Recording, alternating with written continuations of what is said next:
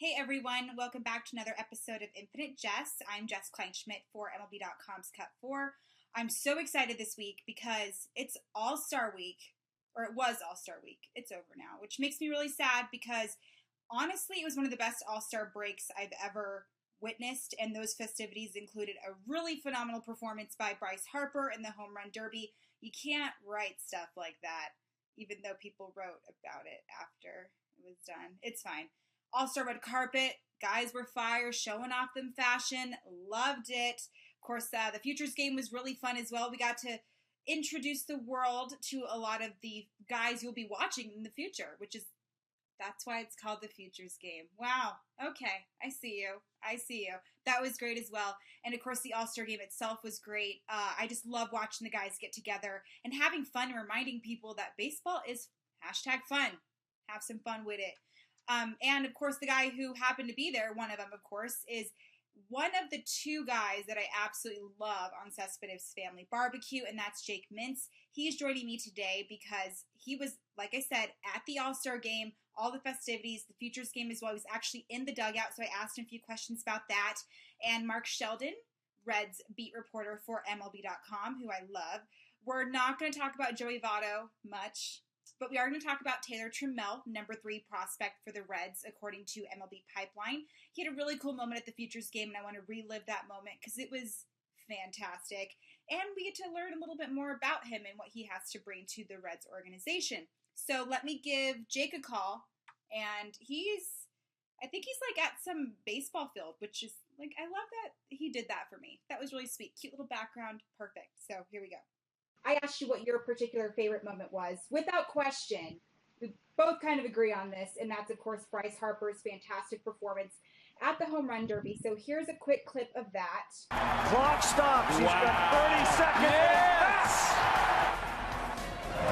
There it is! Center field, and Bryce Harper has thrown his bat in the air and won the 2018 T-Mobile Home Run Derby, and he loves it. This was Bryce Harper just unleashed. I feel like that was important for him. It's been a really tough and stressful season for him with a lot of the questions of where he's going to end up. So I think that was very important. Right. So Ron Harper, his dad, was pitching to him. Now, look, here's a picture of this guy. Burly, does not skip arm, leg, any type of day.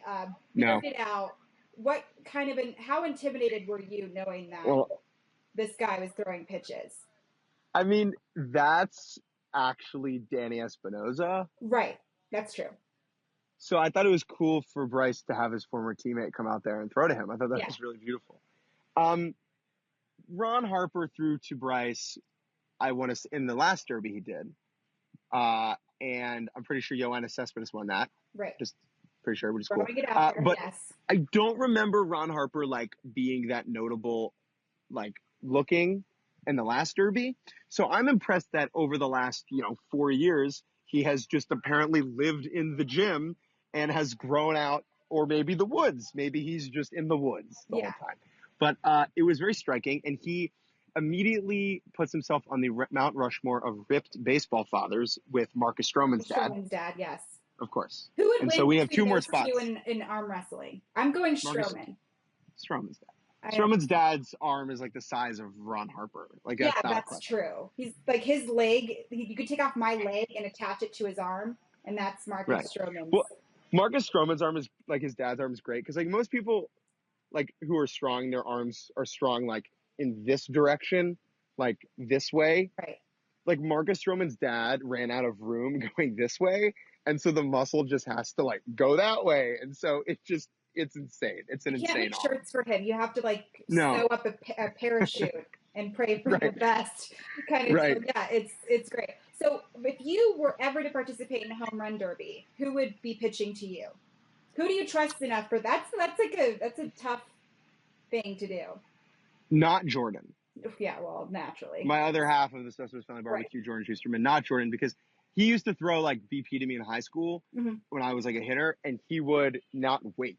So he would throw a pitch and I would swing, and he wouldn't give you time to get set, and it drove me crazy. Who would throw BP to me? Ichiro. Oh, I like that.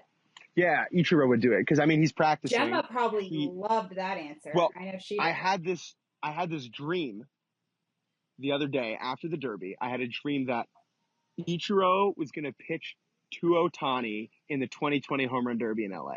Uh-huh. And that dream has invigorated me in the last day to be a better person. Because I think if I do acts of kindness, then that will happen. But yeah, Ichiro is my pick, no doubt. I like that a lot. We're actually going to have Mark Sheldon on to talk about Taylor Trammell. What was it like to watch him in the Futures game? It was great to watch him, first of all. Reds outfield prospect. He is a very uniquely built athlete in that, like, he was a great high school football player, but he doesn't look like a football player. Like, he's like more slimmer than like a Joe Adele of the Angels, who's like just a ripped beast of a man. Trammell kind of just looks like a guy, except that he's an incredible quick twitch athlete. Also, incredible interview. Absolutely. Very, very nice, kind, interactive, and super weird, which is a good thing. He's perfect for the Reds. There's another guy kind of like that who plays for the Reds. I'm just saying. So naturally, most interesting man. So I'm really excited. So thank you so much for joining me. I'm glad you had a blast at the AllStar game. You were tweeting out some really cool stuff that you couldn't believe this is your actual job. And it was nice for you to actually take a moment to realize, like, this is some cool stuff that's happening. So we really appreciate that as well. It's insane. Like, it's crazy. We are blessed. Hashtag blessed. Yes. It's hard to put into words, but perpetually pinching. Yeah. Well, thanks again for joining me, Jake. We'll talk to you soon. Talk to you soon. Thank you, Jake, for joining me. He was there. He saw everything that happened. Like he mentioned, the atmosphere watching Bryce Harper hit those balls off of his dad, probably one of the coolest moments he will ever have. Just watching it on TV myself, I was like, dang, that's so cool. He had Sean Doolittle rooting him on. Of course, his other teammate, Max Scherzer, both all-star roster spots filled with those guys. Really cool moment, and I'm glad that Jake was there to witness it. We mentioned Taylor Trammell a little bit. I want to tell you a little bit more about this moment that occurred. And during the Futures game, Taylor Trammell, he went 2 for 2 with a home run, almost another home run, but it ended up being a triple. Here's the clip, and I'll show you what I'm talking about. Was ridiculous. Taylor Trammell looking for his second bomb, and it's off the wall. He thought he had it. That might have been inside the park. It might have been. If he took off, it might have been an inside the parker. I'm watching that one too in the Futures game. I'm sorry. Oh, look at him. Look at this, folks. Watch him. He's got, that's two. Oh no, it's not. He still got the third. That's what he did. He was just like, it's my second one, but it wasn't. When I do that, I'm taking a really bad selfie. I mean, I still do that, even though that was like back in the day where I would wear like skater shoes to school, like baggy sweatshirts, really tight bell-bottom jeans. Luckily, I've outgrown that phase, but moving on, I was really excited because not only did Taylor Trammell have a fabulous game, he was very humbled by the situation. He got back in the dugout after he eventually made it home, and the guys were giving him crap, like showing up the deuces, the two, whatever. Is it deuces? Is that what the cool kids say? I don't know. Making fun of him, basically. And all Taylor said was, wow, my mom's going to be so mad at me. I'm so embarrassed. But I doubt it because the dude ended up being the MVP of the SiriusXM Futures game. And I think that goes to show how great he was. He did a really phenomenal interview with Lauren Shahadi of MLB Network following the game. And he said he was nervous, and I spoke to him too. He sent me a really nice message saying that he was very embarrassed, but he was happy to do the interview. So he's just a wonderful human being. So I'm going to give Mark Sheldon a call, who is the Reds beat reporter for MLB.com. I'm going to try so hard not to talk about Joey Votto, but I'm still going to talk about Joey Votto. So deal with it, people. Okay, I'm going to call him now. So Mark Sheldon is here, and I promised him I wouldn't talk about Joey Votto too much, but I'm going to do my best to stick to that. And that's a totally different Infinite Jess. So I've told you all about Taylor Trammell, and the person I, of course, want to talk to is Mark Sheldon because, of course, he's the Reds beat reporter for MLB.com. And Mark, this guy's phenomenal, and not just because of the fact that he had a phenomenal performance at the Futures game, but his post-game interview was great. He just seems like he's really down to earth and fun. I love seeing that. to showcase his amazing personality. So how is a guy like this going to mesh well with the rest of the Reds organization?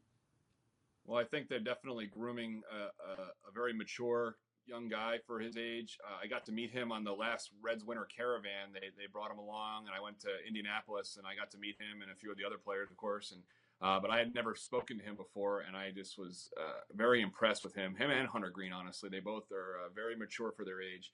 And as far as the off the field stuff, you can tell he's got the intangible part down. He's not going to be a problem kind of player to have around. And then on the field, he really has the makings of being their first five-tool outfielder in a long time. They've had a lot of good outfielders that can do most of the stuff. Obviously Billy Hamilton's got the speed. Adam Dunn once had the power, but have all of it in one package, it will be a different thing. So if he can move his way through the system, I could see him being a very big impact player for them. Yeah, I was looking at his body type. I'm really excited to see him go full force, and I just think he's going to be so much fun. Like I mentioned, I have to talk about this. It's my show. I can do whatever I want. But we obviously know that these interviews are always great. My favorite interview always is a Joey Votto interview. And I had Jake Mintz on earlier, and he said that when he was talking to Taylor Trammell, he was kind of a weird dude, a unique dude, but he was also intellectual, and I was like, that sounds like somebody I may have heard of. So don't know if we're allowed to compare a Joey Votto interview with Taylor Trammell yet, but do you think in the future they could probably have like a really good conversation on camera? I think Joey Votto could have an interesting conversation with just about anybody. He's not the most outgoing guy, but he is a guy that can talk about other things besides baseball. He's a very worldly individual. So he can converse with almost anybody. And I've noticed in the last few years, he has been more vocal with the younger players like, Eugenio Suarez and guys like that. He's been definitely more of a factor in the clubhouse. Now it's obviously a question if Taylor Trammell can get to the major leagues before Joey Votto retires. I mean, Votto's signed through the age of 41, but Joey is 34, going to be 35, and Taylor's a Class A advanced right now. So, he's got to move a little quicker to make sure him and Joey are teammates for a while. Yeah, Trammell, don't be selfish. Make this happen. Thank you so much. So really quickly, Scooter Gennett put on a show in the AllStar game Tuesday night. What's it like being like watching him over the last couple of seasons? He was low key on my radar over the few seasons, but lately, obviously, I love watching the Reds for Votto. But Suarez has been great to watch. But Scooter Gennett really made that All-Star game kind of change tunes. What's it like been covering him over the last couple of seasons? Yeah, it was very interesting when they brought him in. He was a waiver claim from the Brewers. He came on the very last day of spring training before last season. And then when he was on the team, he was a role player, a utility player. He never played other than second base, but he played third base. He played a little right field, a little left field. But he just kept hitting, and he kept on driving guys in. He had a ton of RBIs for a guy that was a role player. And then, of course, he hit the 4 home run game in June. And then by the All-Star break of last year, he had made his way into the starting lineup. One of the funny things about him is he's become a big hit in the clubhouse and a big personality-wise. He's never takes himself too seriously. He's got his own bat company, him and his father, so he's always kind of plugging show bats as though he was a NASCAR driver.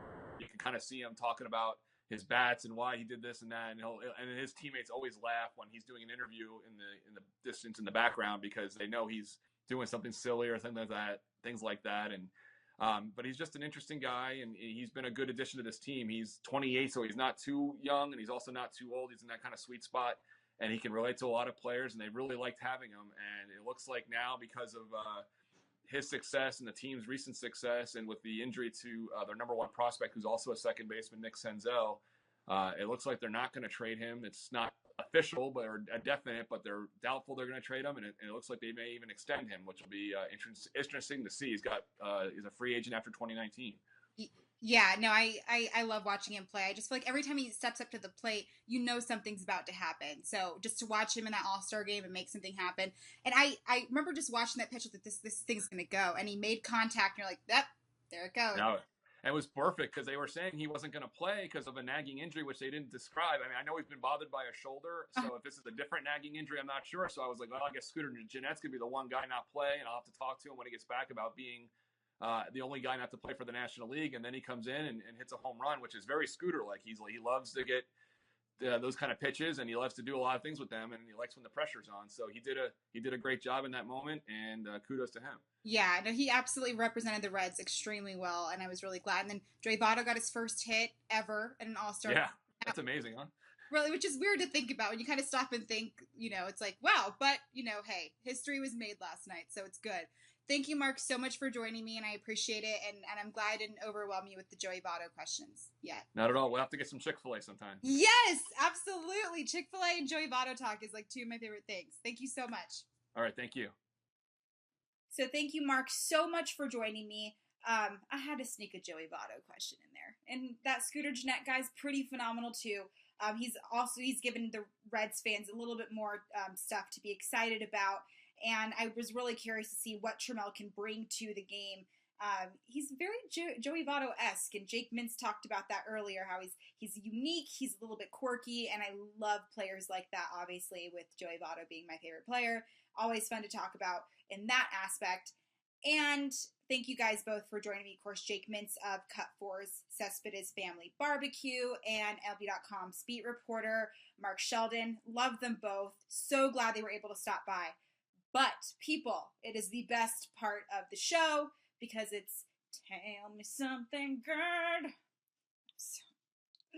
I should just end it on that note. Anywho, I reached out to the Twitter.com once again to ask my fabulous followers what their favorite moments were of the All-Star Week festivities. Once again, I love you guys so much. You do not leave me disappointed. And here they are. Rob Percha, hashtag young Rob Percha. Sorry if I mispronounced it, but I'm hoping it's spelled the way it's sounded or sounds the way it's spelled. He said that his favorite moment was Votto getting redemption for you. For those of y'all who don't know, my phone blew up on the Twitter when Votto made a little error because he's a damn human. And then he got a home run not too far long after that. That's right. That's what he does. Thomas Sheehan said his favorite moment was Torrey Hunter striking out in the softball game. There, of course, is a celebrity softball game. Jenny Finch and Jessica Mendoza both pitched. It was fabulous. And Torrey Hunter actually struck out. In his defense, I used to play fast pitch, and I had to play slow pitch once. It's hard to adjust. Torrey, I got you, dude. I get it. It is not easy. But that was kind of cool to watch Torrey Hunter strike out. He had a busy week, man. He was coaching one of the Futures teams along with David Ortiz, and you have to go play a game. That's a tough gig, right? Yeah.